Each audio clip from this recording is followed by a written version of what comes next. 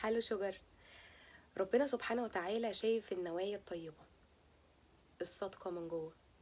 تأكد ان الخير جايلك، خير اكتر من اللي انت يعني بتحلم بيه، خير مش متوقعه بجد.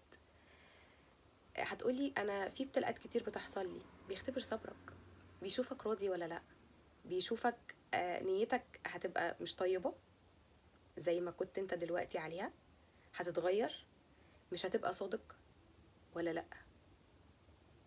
بيختبرك، حبيبك بيختبرك. فانت ترجع خطوتين تلاتة لورا، ولا تكمل وتتقدم وترمي توكلك عليه، وانك واثق ان عمره ما هيضرك، وانه هيجيب لك خير انت يعني مش هتحلم بيه، يعني فوق احلامك بكتير، فوق توقعاتك. فخليك واثق في ربنا، اوعى تتهز، اوعى في لحظة من الابتلاء اللي بيحصل لك تتهز كده، وان انت تفكر ما بينك وما بين نفسك ان هو مش بيحبك. هو عشان هو بيحبك فابتلاك بجد.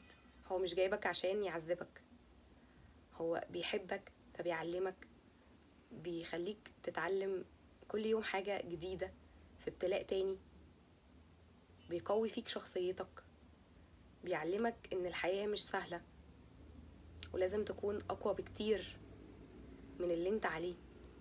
فخليك مطمن وانت مع ربنا. شكرا.